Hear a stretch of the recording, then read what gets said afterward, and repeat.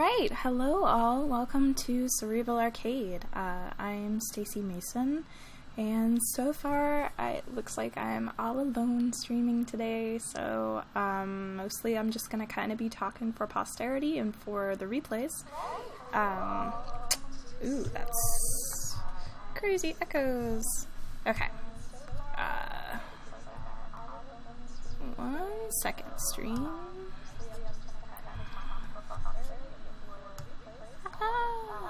Crazy echo! Make it stop! Almost there.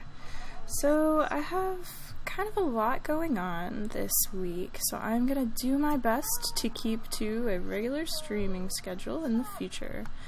But this week in particular, things have been super crazy.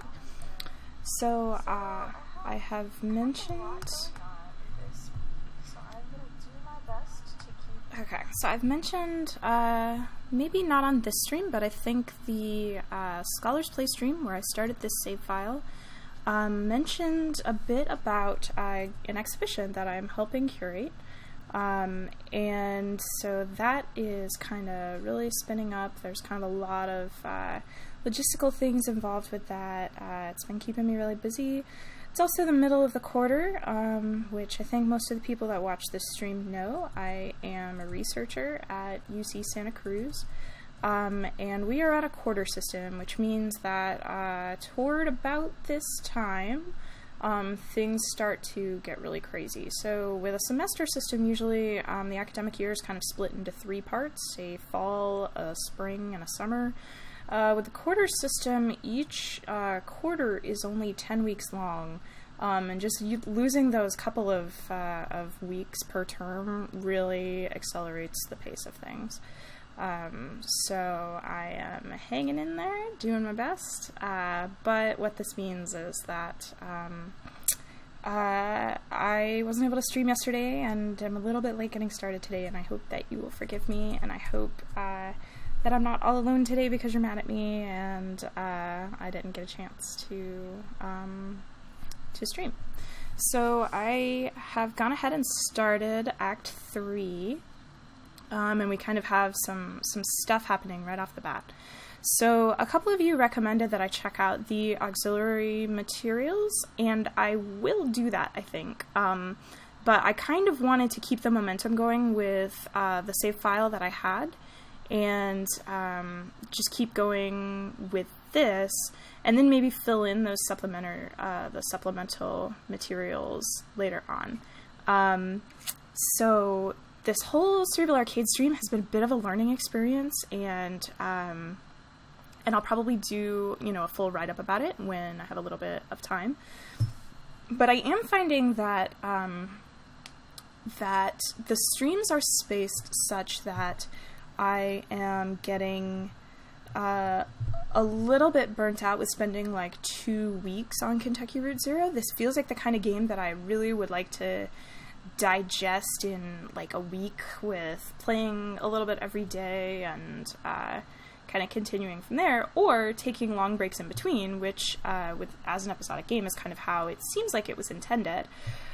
So yeah, I feel like I might have to adjust the kinds of games I'm playing, or kind of work in a schedule such that maybe I'm doing, some story games and then filling in with some other games that are maybe not as dependent on story.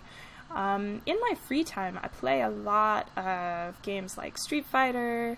I'm playing a lot of Dark Souls right now, and it might be kind of cool to just maybe occasionally fill in with some of the other stuff I'm playing that's maybe, stuff that can have a little bit more of a fun bent and not be quite so critical. So I don't know, I'd be interested, people that watch this later, I'd be interested in what you think, what kinds of things you would like me to play. And yeah, I live for you guys, but I do also want to stay excited about the games I'm playing. So yeah, that said, let's go ahead and dive into Act 3. I'm really excited. So we have a radio announcer, 83 and sunny now. Looks like it's going to get up to about the 101 by late afternoon in Louisville and 103 in E-Town. Not a cloud in sight, so get out those parasols. Haha.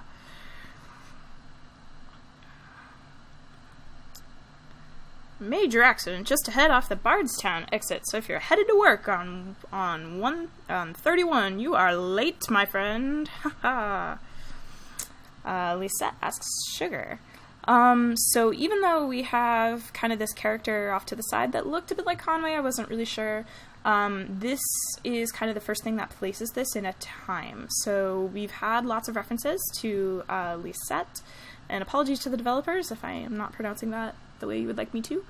And so we again have this choice from Conway that can maybe give us as the player a little bit of decision over how we want to present our relationship. So we'll say as it is fine. That's what Ira used to say. I had a dream about him last night. And Conway can say, those old horses of Ira used to keep me up, and I heard you yelling. Are you having bad dreams? So I'm kind of interested in what this will turn up. We were up on a roof, Ira, and I and Charlie, eating a light supper. I was drinking sweet tea. Charlie was reading. We were surrounded by other houses, closely packed. Huge sidewalks. It must have been a subdivision. That's it, I'm sure. Below us, a group of people were gathered, standing quietly. A man was reading from a book. I asked Ira about the weather. Would it rain on Tuesday, or when would the sun set? Something like that. He wouldn't answer me. Charlie stood up, and Ira told him to watch his step. Then I remembered. I woke up before I could stop him. So we kind of have a little bit of exposition here that's finally telling us a bit about what happened to Charlie. So yeah, I am getting the distinct impression from these choices that they're, again with some of the with the other choices as we've played, I'm getting the impression these are not actually going to affect the outcome.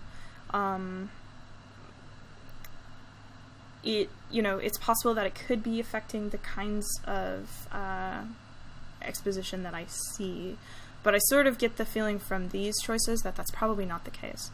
So one thing that I feel like I've maybe touched on with this stream, but I haven't really gone into a ton, is kind of this idea with choice-based games that a lot of times they can lead to anxiety in the player of kind of the road less taken. So sort of the conventional wisdom, at least within the interactive fiction community, is that that when you constrain your possibility space and you convey this to the player, each individual choice feels a lot more weighty. So when you have, just two branching paths, and to the player it feels like each of these is going to take them in a different direction, that choice, that one choice, feels really weighty and really important. The more individual choices you have, even if those lead to different outcomes, the less each individual choice feels like it's completely changing the outcome of the story, even if that's not necessarily true.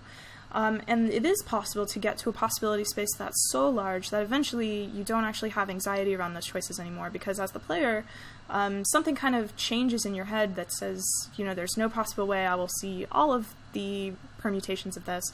I'm just going to kind of go with the one that feels most salient in the moment. The choices here are doing something different, though.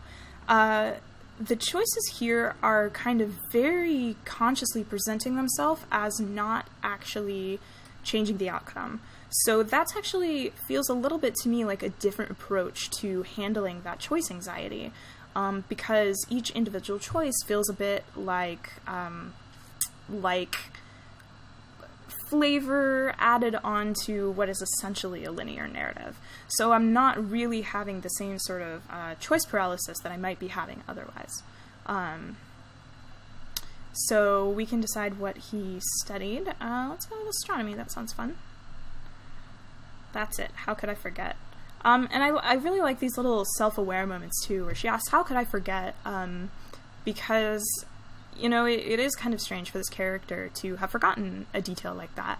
And so that to me feels like this very self-aware moment of kind of calling attention to the player input as a limitation of the character's knowledge in a way that maybe feels a little awkward if these were actually like real characters.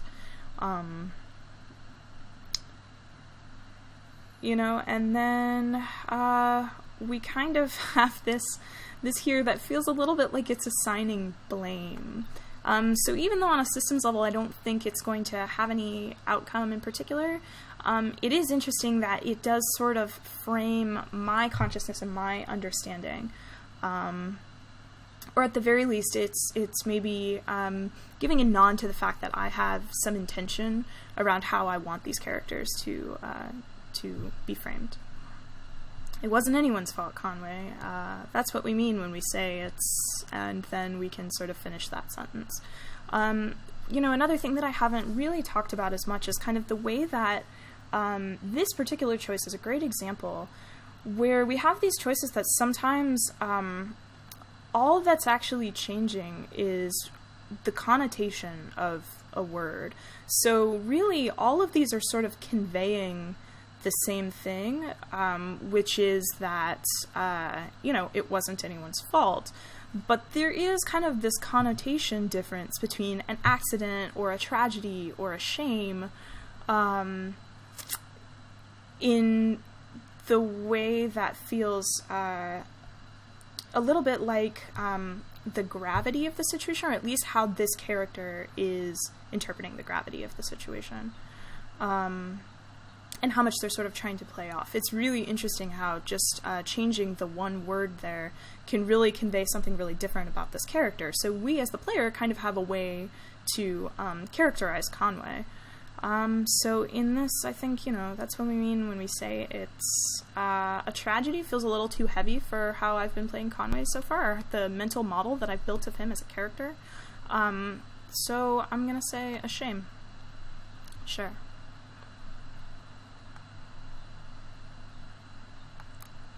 Well, we have a mail order delivery today. Might be a long drive. I hope the truck can hold up. And then now we have an option that feels like it will actually do something. So these options feel like they will give us a little bit more exposition, but this one feels a little bit more final. Potentially they'll all do the same thing, but we're gonna go with the safe option here. They sent it in by mail. Maybe just to shut in. I don't recognize the address. The order is all. I'm sure we can fill it.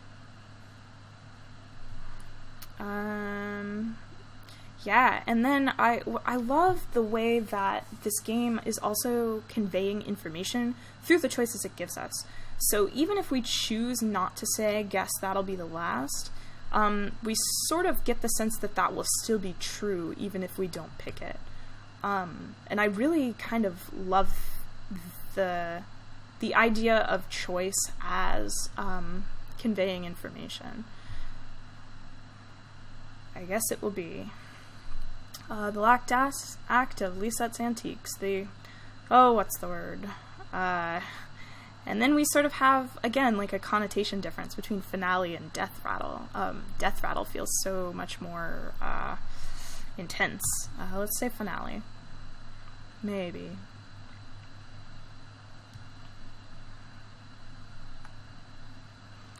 No, that's not the word. I just need to think of it. More coffee or something. Or I've had too much. Yeah, I definitely feel that. It's getting harder. Or it'll come to you.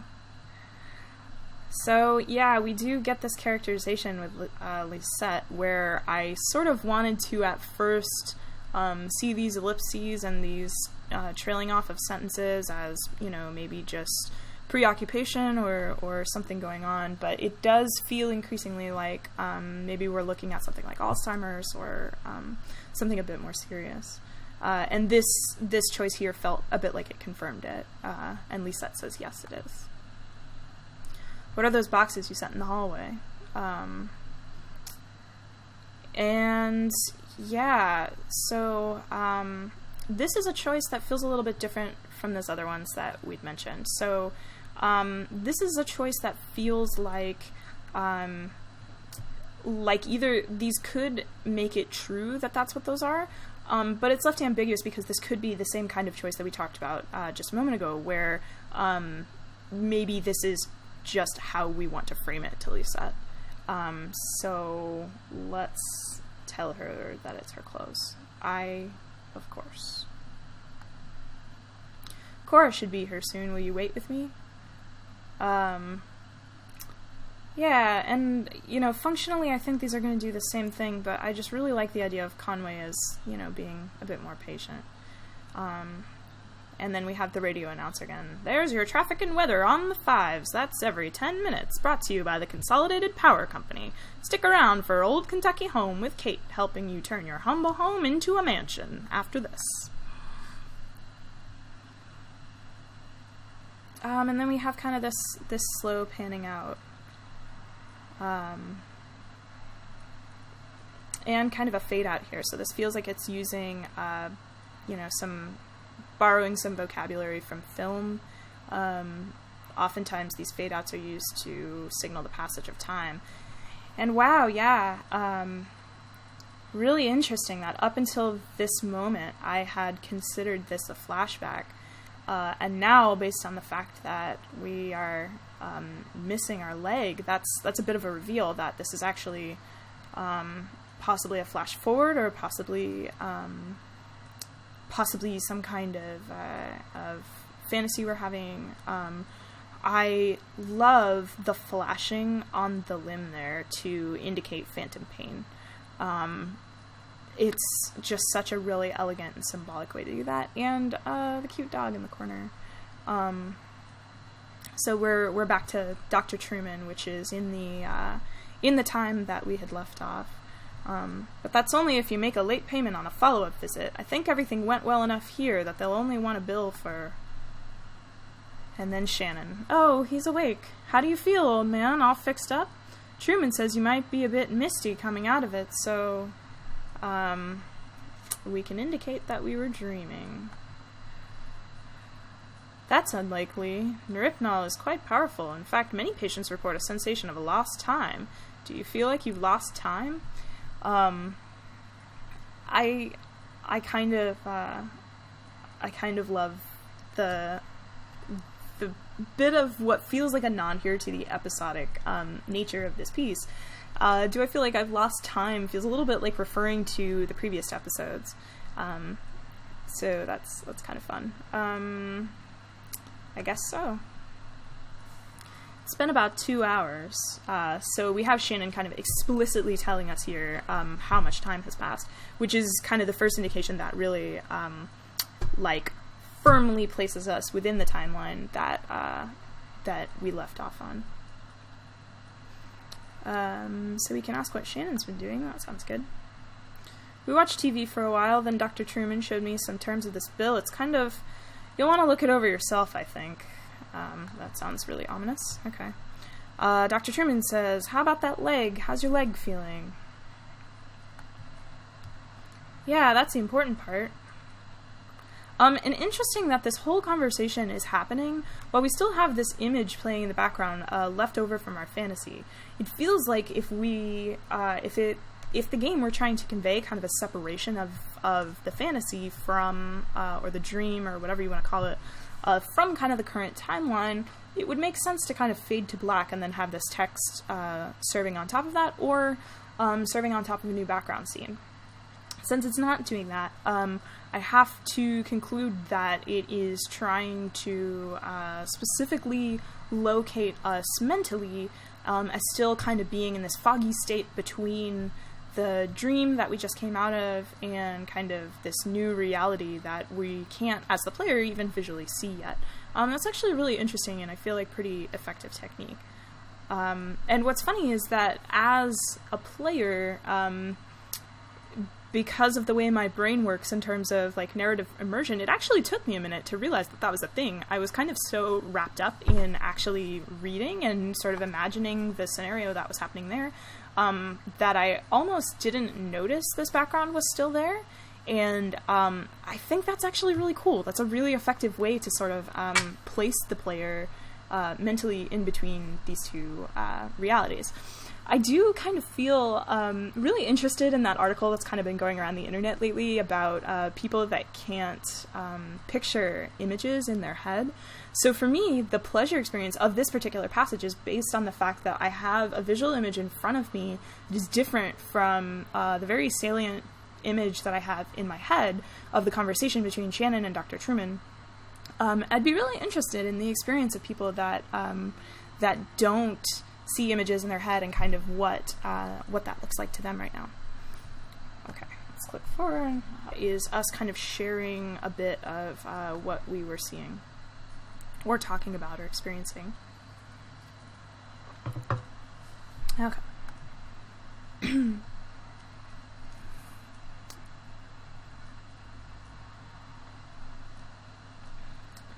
So this is interesting. We have this moment. Man, so I don't want to choose. This isn't my leg, but I really want to see what the story outcome of that choice is. But I think I'm going to go for the option that is us kind of sharing a bit of what we were seeing or talking about or experiencing. Shingles? What are you talking about? Who slipped? Your thoughts and feelings are probably still a little bit nebulous from the neuropnol. That's totally normal. It'll pass. I wouldn't recommend driving, at least for another hour or two, regardless. So let's look at the leg. I'm kind of curious. Let's talk about a few things you should be aware of. Recovery, rehabilitation, and side effects.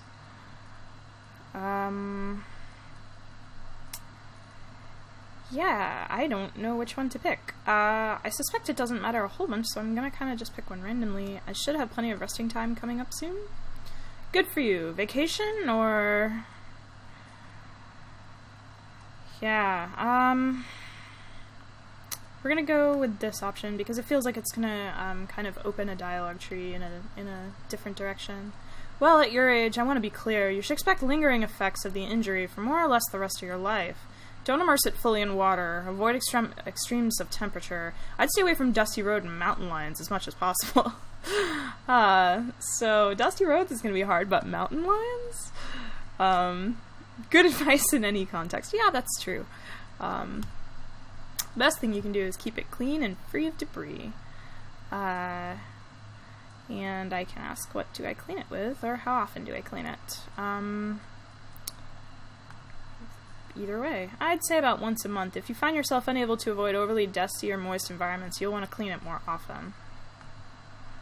And, of course, have a doctor examine and recalibrate it every 12 months or so. Do you have any questions? Anything about the bill that didn't make sense? I don't mean to rush you, but I have an early fishing trip. Yeah, that's kind of been my experience with doctors in most,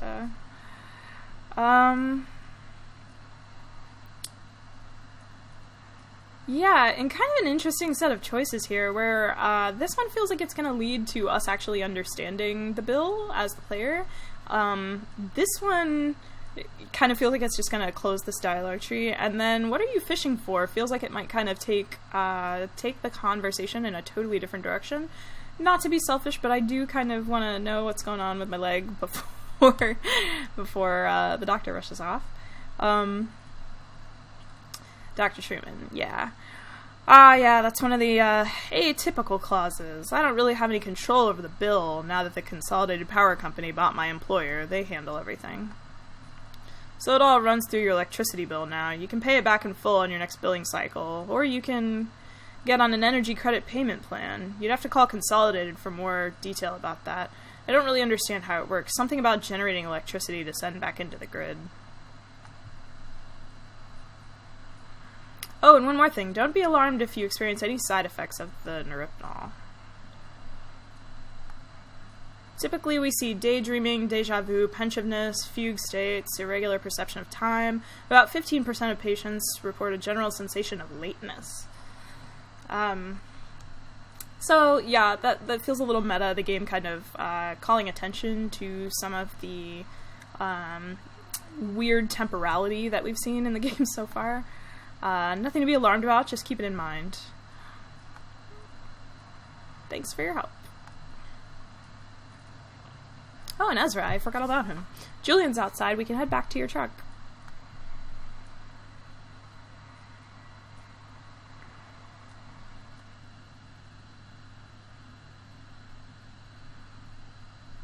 Okay, so that was sort of the prologue for Act 3.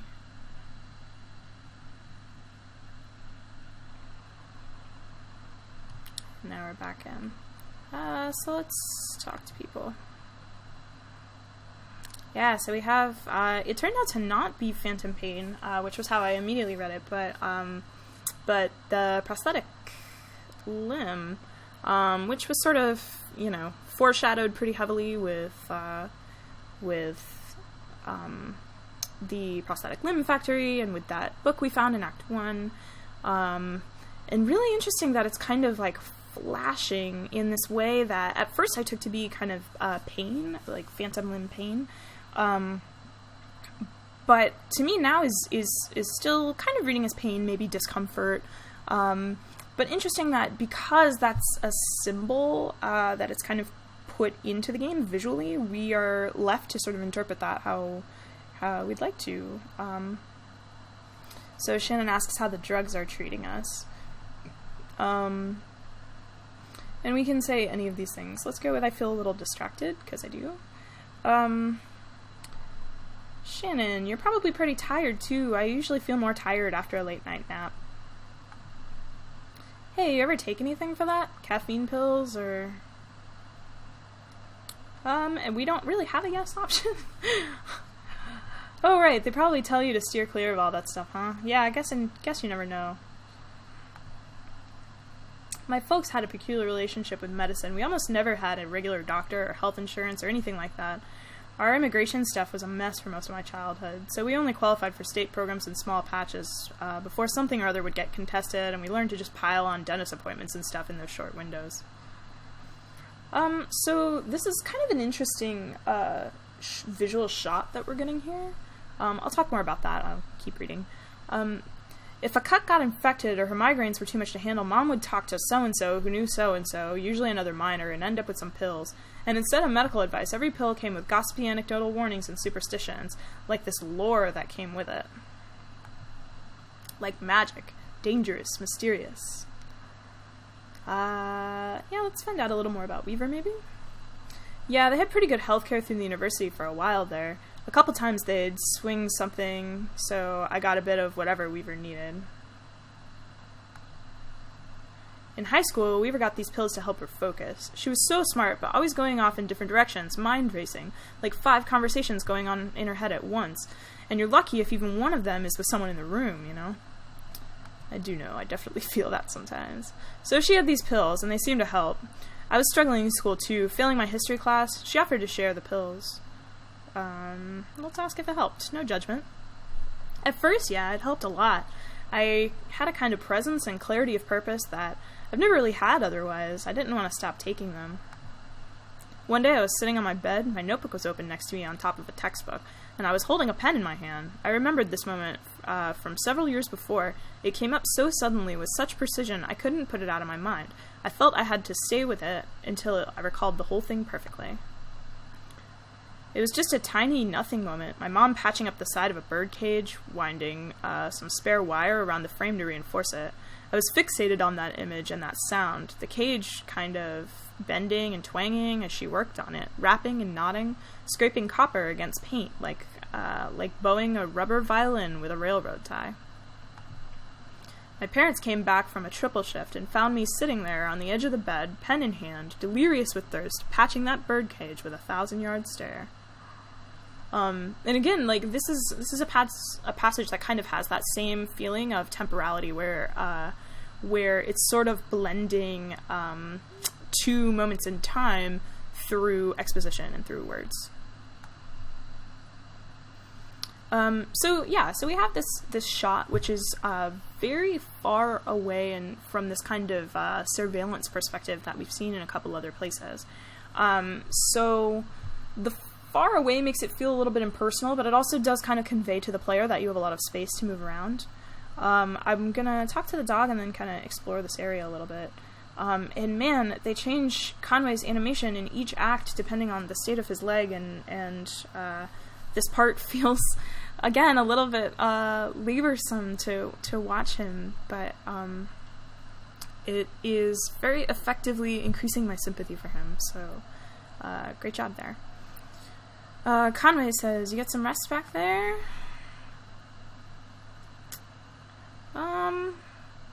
Yeah, and we have these moments of just talking to our dog. I just really love this. I have gushed about it so far in every episode I've done of Kentucky Route Zero. And still just loving it. Okay. I am tired most of the time these days. So yeah, we can kind of wade through this water, which makes me a little nervous given all of the advice to stay away from water. I'm just kind of exploring the boundaries here, seeing how far we can go. Ezra's following me, which is fun.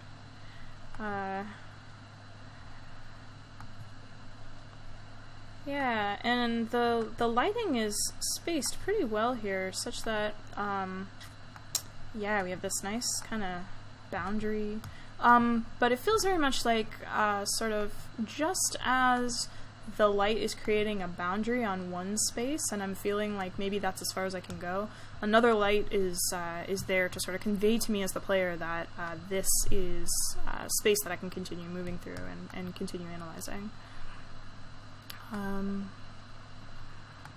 Yeah, lighting really is kind of designer's best friend in terms of drawing the player's attention and creating this this attention-grabbing thing and conveying information to the player about where they can go. We have a lot more south we can go.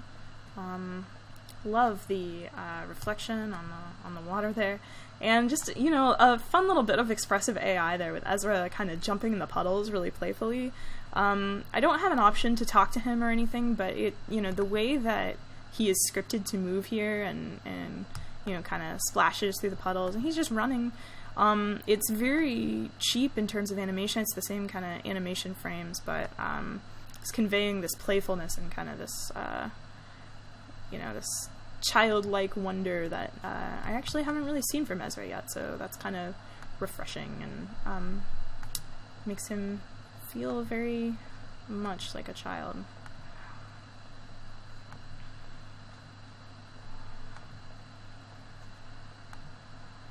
Okay.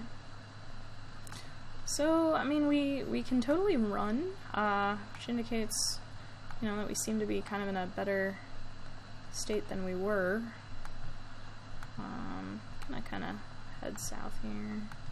Just kind of looking around the space to see what we see. Yeah, this reflection here is just really beautiful and really striking.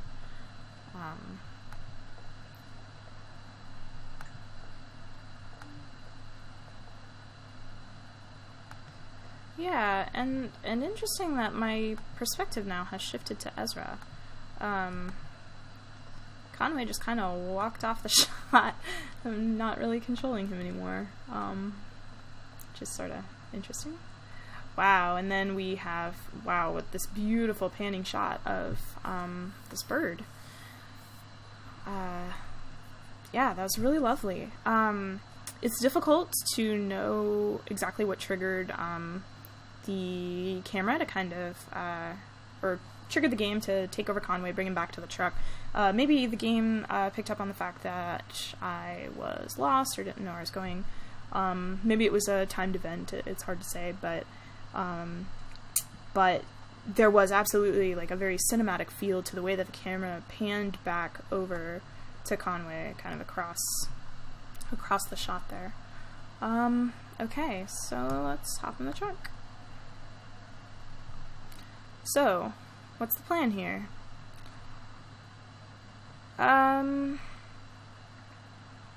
Yeah, that's a really great question. So, yeah, we're still trying to make our delivery.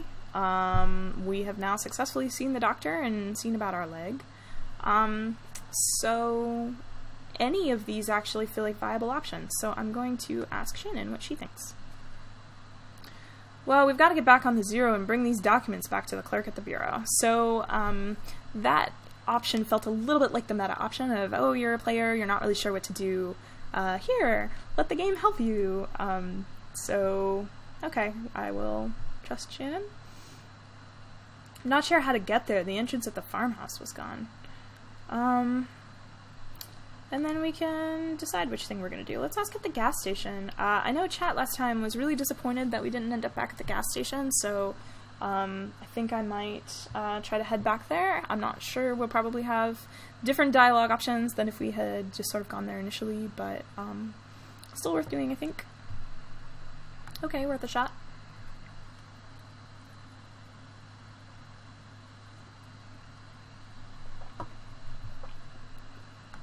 Sorry, stream for the club soda product placement. So we can get back on the road or slow down a bit. Let's go ahead and get back on the road. I'm kind of interested in moving things forward a little bit. I feel like I've been talking a lot, really taking my time through this first very small thing. So this is lovely. We have our little wheel here. That bird that can fly us wherever we want it to go is kind of circling around us, and I suspect we would be able to use the bird to travel. So yeah, kind of a thing also that I haven't really talked about is this horseshoe affordance. So every time we move, it does this little horseshoe animation, and it has done from the beginning. The truck's engine sputters and dies as Conway guides it carefully off the road onto the next fallen tree. So I really like the horseshoe animation. It's a great sort of tie-in with kind of the way that the world feels. A tree, okay. It's a great tie-in with kind of the feel of the world. The way that it kind of rings around the pole, has a lot of movement to it. There's kind of this pulse that comes out of it. It really draws the eye. So, so that as the player with a point-and-click adventure, sometimes there is a little bit of question as to where I clicked, what was registered as a click in the game, where is my character going, particularly in places where the pathing gets quite extensive. So, this is actually just like a really small design thing that is feels kind of thematically and diegetically appropriate. It also has this connotation with luck, and also, this kind of like country or westy type connotation, and also serves as like a very functional thing for the player. Interested in a truck with the little symbol here, and yeah, I'm a little alarmed at the state of the gas station on our return. Since this is the only thing that's kind of calling out to me to be clicked, I'm gonna go ahead and click on that. Shannon, nothing to be done. And I'm gonna ask her to take a look at it. I guess I could poke around in there, but I don't know a damn thing about engines. Wait. Is this why you always leave your truck running? That was a lovely little moment.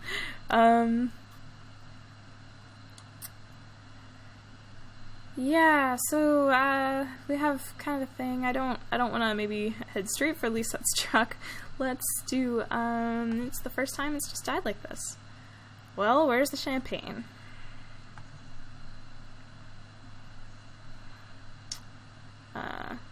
Anyway, do you know this area? Anywhere around here that could give us a hand?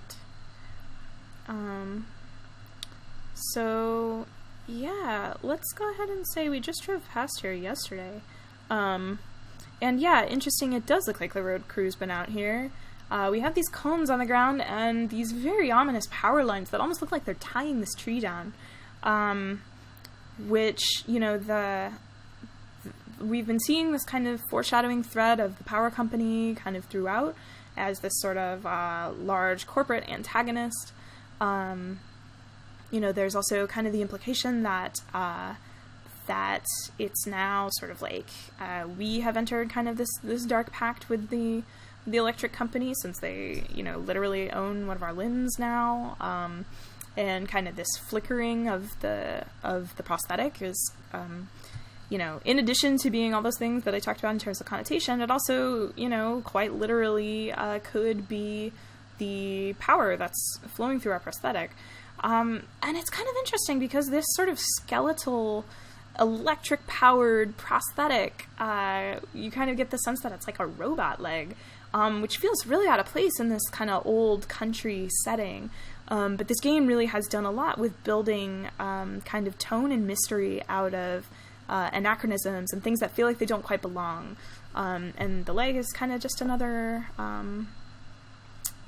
extension of that. Okay, so, oh, what were you doing out here yesterday? And we can ask. That's what I asked you. And we can say maybe it was a dream, but it wasn't a dream. Maybe it was, but, wow, this is kind of the first moment that the game is, like, calling our reality that the players experience into question. Well, maybe not the first moment. I guess we saw a little bit of that also with the dream fantasy thing that we just had. Did you give them a ride or something? I offered to, but they wouldn't take it. That was thoughtful of you. Hey, we should call someone. Do you know a good towing company?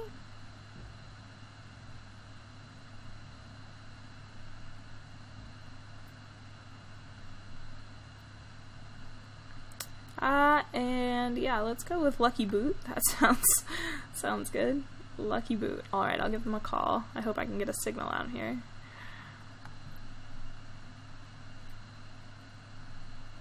Okay, so let's use the phone. Shannon speaks into a large brick cell phone held up to her ear. And interesting, as soon as they mentioned a cell phone, I kind of was like, oh, wow, we haven't really seen cell phones. And then by explicitly calling it a large brick cell phone, it sort of places it as not really, modern. But interesting that it had to describe it to me, because this shot that we're getting of the visual here is kind of so far away that we don't really have that kind of detail. Shannon says, hi, hello. We've got an old, I want to say diesel, old truck stalled out.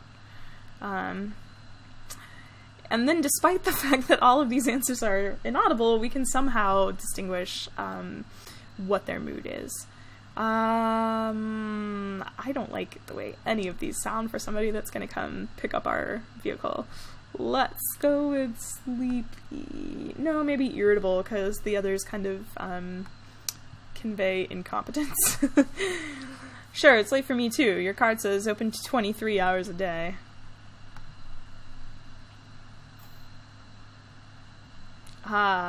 And then inquisitive is the only one of these that sounds even kind of good, so let's go with that. Yeah, that's why I'm calling, exactly. That's all. Okay, so let's say it's apologetic. No, it's okay. We just need to get to an auto shop and get this taken care of.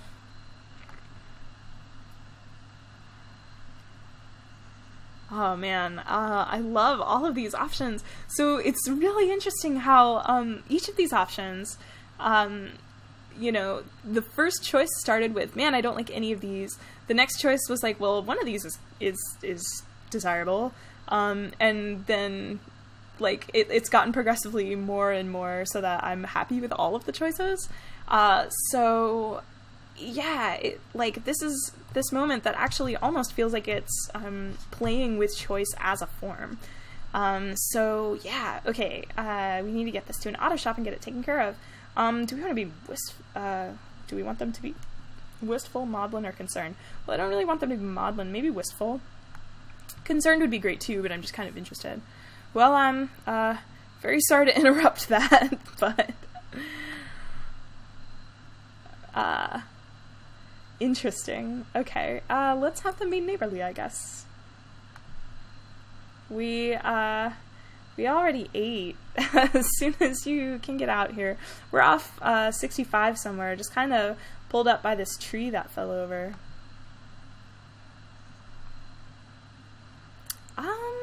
Maybe specific? I love, though, what this has really done is kind of distilled down to a single word the type of response that I'm going to offer. So what it's kind of done up to now is it feels similarly like we're not going to really change what's happening in the story. We're just going to kind of change the way it's presented or the way it responds. This feels like it has totally boiled that down to a single word in each of these cases. And specifically calling attention to that by the fact that, like, the response is inaudible.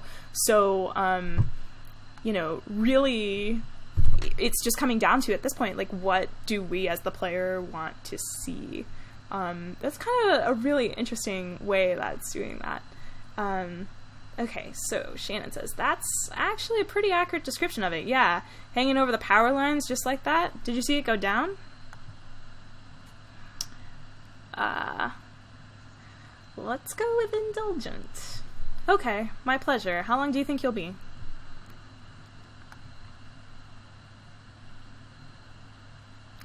And again, each of these has kind of a different feel. So, yeah. Radio music? Hello?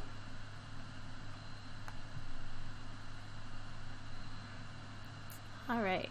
Yeah, you know, this is, like, the cutest thing. I love Ezra's little feet here swinging. It kind of has the same effect for me that that in the previous scene we had with Ezra kind of, like, leaping through the puddles.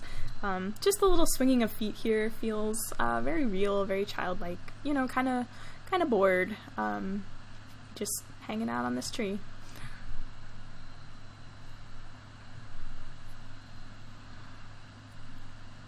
And Ezra asks us, are you bored? Yeah, interesting set of options. Let's go with, are you? Yeah, most of the time. There's this really great moment in Dark Souls 2 where, so in Dark Souls 1, you're able to just kind of level up your character at these specific checkpoints.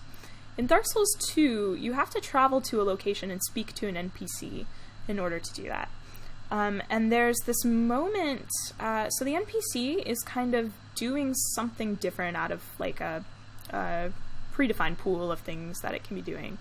One of the things is that she's sitting kind of on something, I don't remember what now, some boxes or a log or something, and she's just kind of sitting there, like, kicking her feet in this way that Ezra's doing right now, to kind of indicate, you know, boredom, but it has this great effect in Dark Souls of conveying to the player that you are simultaneously the center of her purpose and not. So while, you know, she is sticking around this area specifically so that you can level up, she also does have a bit of agency in that, and it's a really small and simple way to give characters this kind of internal sense of purpose. And I love that they're doing the same thing with Ezra here in this way that feels like calling attention to his function as an NPC. So we ask if he's bored, and he says, yeah, most of the time, which is probably a pretty accurate response because, you know, from his point of view, all he's kind of done for the last several scenes is hung out for reasons we're not really sure, you know, just kind of to serve as this, you know, functional character for the player. And kind of, you know, it feels a little bit like the game is poking at that right here and kind of pointing out how sort of silly that is. And so he says, let's play a game, which is great considering, you know, this is a game. So we can suggest 20 questions or ask what you'd like to play. We can tell the future with this little tree branch. This should be interesting. It's pretty easy. We just break off all the little sticks for each section and count through the different things that could happen. So wow, this is a moment that is sort of specifically and explicitly calling attention to branching narratives, literally. Wow, okay, so we can tell the future by breaking off all the little sticks of each section and counting through the things that could happen. Wow, this is like so meta, it's blowing my mind. Okay, what should we ask? It should be about you. I can't do both the counting out and the questions. So this is so lovely because it feels exactly like the kinds of games that I played as a kid. So yeah, if anyone watching has played like MASH or, you know, those little fortune tellers with these things, like these are the kinds of games that kids come up with, and you know, those sorts of things are foretelling futures, like what sorts of job I'll have, what kind of house will I live in, you know, who will I marry, and this feels so well written in that it's kind of explicitly calling attention to form, but also kind of diegetically maintaining this feeling of childlike wonder. Okay, what kind of job will I have next? I'm gonna go with that one. Ezra snaps the smaller branches away, one at a time, counting out possibilities. Doctor, lawyer, taxman, driver. Driver. Okay, what else? And I love how just totally arbitrary the choices feel, but also how final the answer is, in this way that's sort of suggesting, like, even though we have these different choices, it's not actually going to matter, going to affect us at all. I just, like, really am loving that. Okay. So, yeah, I suspect we'll get to ask all of these. What kind of bed will I sleep in? And so Ezra snaps the smaller branches away, one at a time, counting out the possibilities. King size, queen size, twin size, bunk.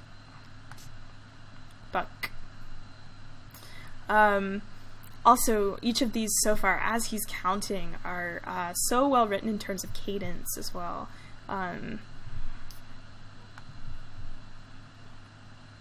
Yeah, they have a meter to them, like poetry almost. These branches are too bare. Again, sort of like explicitly calling attention to the lack of choices that the player has. This is fantastic. Don't worry about it too much. It's just a bunch of sticks. Man, that's so great. Okay, I'm gonna talk to my dog because I love talking to the dog. And this is great because I get to talk to the dog from Ezra's point of view. Again, kind of playing into this, like, I'm an NPC and I'm bored. I mean, in a way, they kind of all feel like NPCs, but, I wish Julian wasn't so busy right now. He's got a lot of houses to carry still.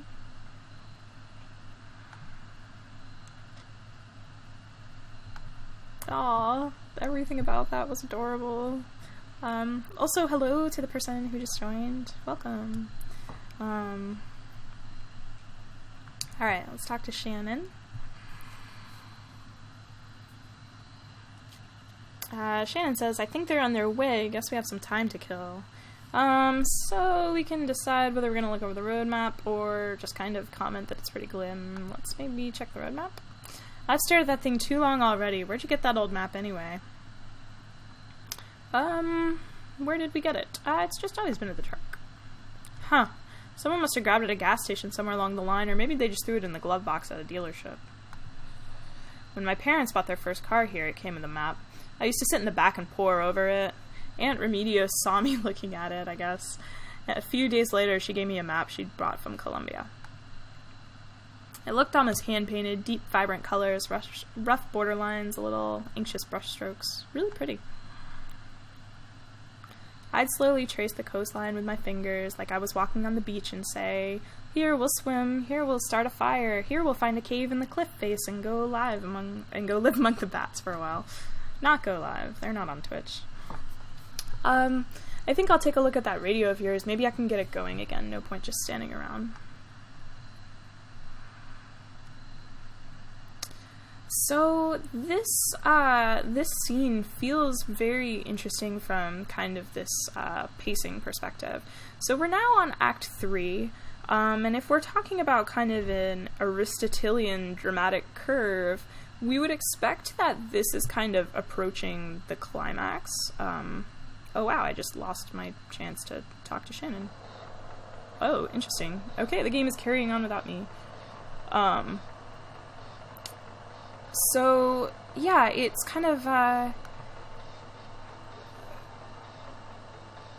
interesting thing. So we have Johnny and Junebug now, who we haven't seen. Johnny asks, "Where are we staying tonight?" And Junebug has these options. Figure something out. Yeah, I know you will. Maybe it'd be nice to stay outside one of these nights, power down, just enough to rest, but we can keep an eye on the stars. Be there when the birds wake up. And I love this very electronic response. Yeah, you're right. So we can kind of look, talk about the road ahead or the road behind. Is the bike kind of dragging a bit? And I love that because that road ahead or road behind option, because of the way the camera had shifted and kind of looked, we were kind of looking at this side view, it really had this very like timeline feel, where it sort of felt like we were talking about looking toward the past or looking toward the future. Now we have these options. We can strip our gear down bare, or I'd be towing a couple guitars and amps around. And then this kind of flirtatious response. It's true, I guess you think I look good standing there with an amplifier under each arm, grinding gears smooth. Just my type. So that's really interesting. What I was saying before, it was kind of that, from this like Aristotelian dramatic curve, we would expect that, by Act 3, a couple scenes in, we're kind of approaching like the dramatic climax of this piece.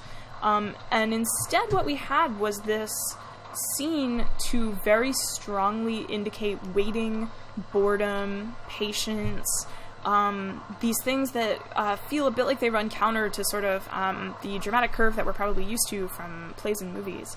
So kind of interesting that just as I'm sort of talking about that and pausing in my playthrough to say it, then the scene fades out on its own, and we start up this like very high action, like very tense sort of scene where these people driving really fast, the music got really loud, and now we have a lot of movement of the camera, characters moving at this speed that we really haven't seen in any of the scenes we've had so far. So we've got Johnny and Junebug still, more than the silver and gold of this earth, and we can kind of give our response. I don't know, I think I heard it on the radio.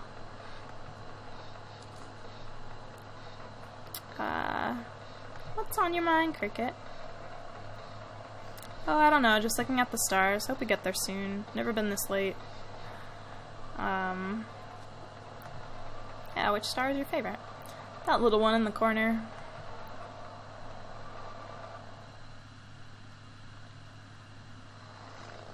Okay. And then, oh, what a brilliant moment. Just this pause to speed right past the characters that we've been invested in up to this point. So yeah, now we have a really interesting interface for kind of choosing the direction of conversation. I think they had a dog, I guess you could call it that, but notice though that didn't actually have to do at all with the option we chose. So again, it does sort of feel like the choices it's setting up for us are these choices that don't actually matter in how they play out. They're just kind of, you know, these things to make the player feel like they're doing something.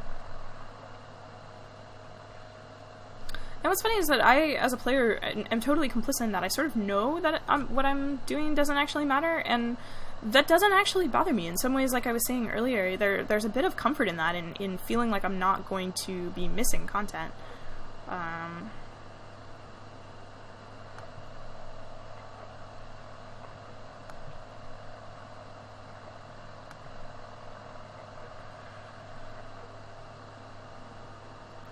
You know, we're already late. And then we can say, so we'd better keep moving. I just mean, what's another few minutes? Yeah, and then we can decide. Fine, just for a few minutes. You're the best, and hey, maybe if they're not busy, they can fill some of the seats at the gig. You know, if no one's there, Harry will try and bilk us on our own fee. And we're back. So yeah, that one shot of us kind of like speeding by these characters really felt like it was there to serve as kind of a contrast between these two things. So these characters kind of like speeding past, and then we have us just waiting. Maniacs. Are you okay? Yeah, I got a little dust in my eye. Oh no, here, I think I have some eye drops. They were in a hurry. Where do you think they were headed? Some folks are always in a hurry. Let's go with some folks are always in a hurry. Not you though, huh? You just keep drifting along, you don't let anyone rush you. What is that? Is that patience? Something like patience. Guess that's what I like about you, old man. You know how to wait. And yeah, that feels a little bit like a nudge, nudge, wink, wink to the player, right? I don't think I ever will.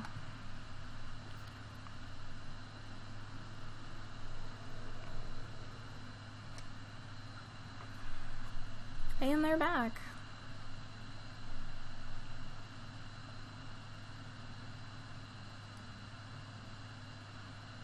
Junebug says to Johnny, stay here.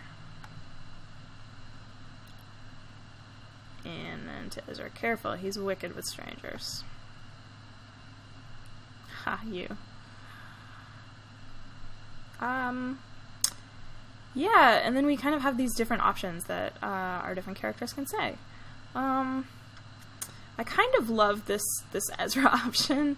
I probably won't like what it does, but I just kind of love this idea of, you know, the innocent child that kind of says the thing. You know, children have this way of being kind of rude and being able to get away with it. Junebug says, hear that, Cricket? We're being pursued. Johnny says, I knew it. Who's after us? Junebug says, that's a good question. These folks seem to have a certain handle on the situation. So, Ezra can say dinosaurs. Shannon can suggest maybe the law. I like dinosaurs. Sure, something like that. Listen, we've got 2 questions for you folks. What kind of people do you take us for? I mean, how do we strike you? Yeah, and then we can kind of give the adult answer, or again, kind of give Ezra's answer, or a confused answer. Let's go, you seem nice enough. What do you think, Cricket? Our generosity is unmistakable, ma'am. It radiates. It does radiate.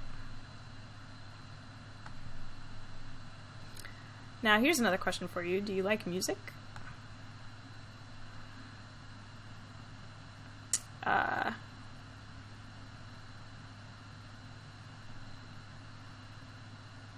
So, yeah, kind of interesting, because, like, who doesn't like music, right? But 2 of these answers sort of suggest that they don't. Yeah, and Junebug says, of course you do. It doesn't actually matter what we were going to say. Say, they should come to our gig. Junebug says, well, what an idea.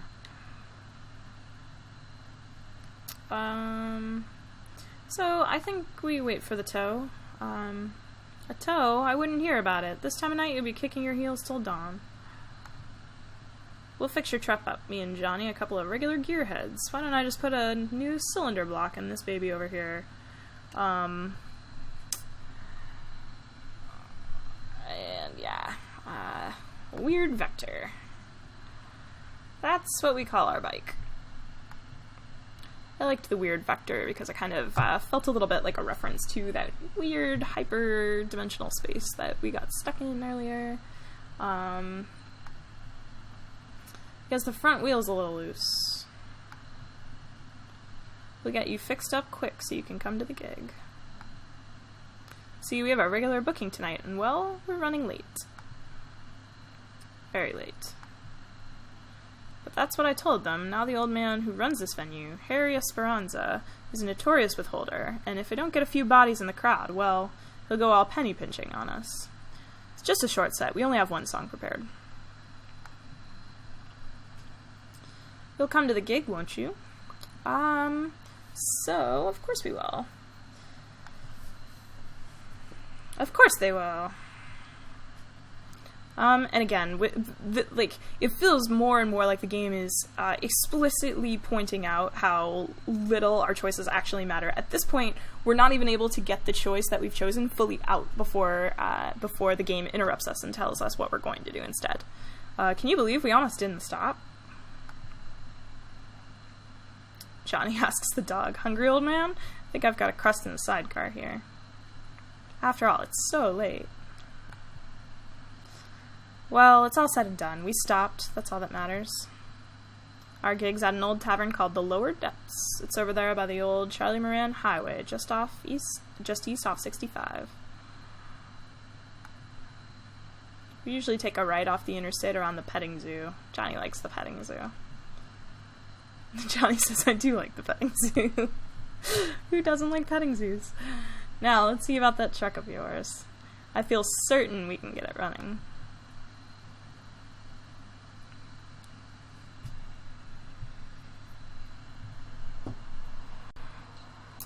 Okay. So we have a radio here now, which I kind of like.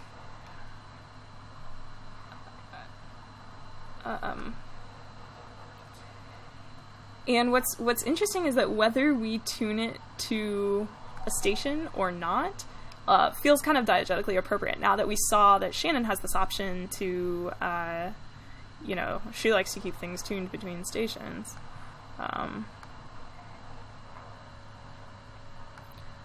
I feel pretty certain that there's probably stuff on interstitial stations that I am missing.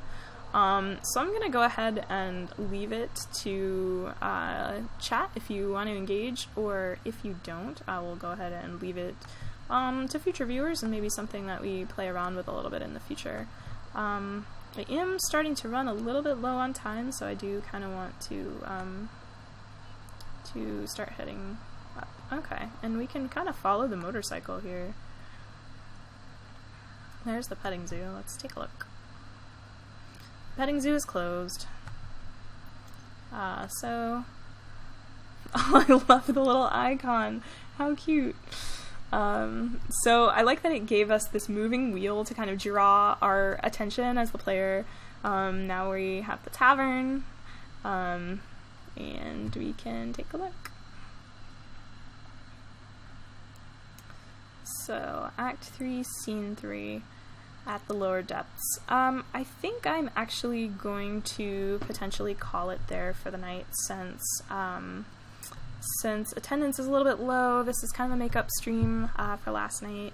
I don't want to get too far ahead without being on my regular schedule, and yeah, like I said, it is kind of a crazy week this week.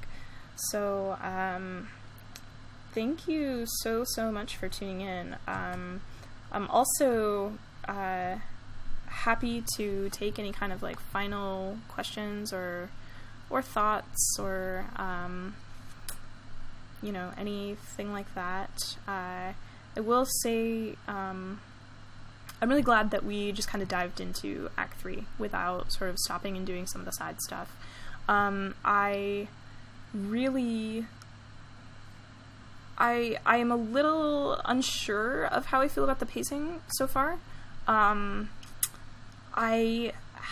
loved the movement from Act 1 to Act 2. It felt like it was sort of setting up these questions and mysteries in this interesting way. It feels like it has actually answered some questions a little bit prematurely, but I am kind of curious how things are playing out with like the power company and things like that. So as we continue with Act 3, I'm really interested in terms of the narrative pacing, the dramatic arc, how it's going to kind of keep those things moving. So, you know, it's not really doing a thing where it's sort of complicating things for our protagonists or anything like that. Our truck did break down, but it was sort of almost immediately solved as a problem. So it feels maybe more like it's going to be hanging on those mystery tropes a little bit by sort of, oh, thank you so much.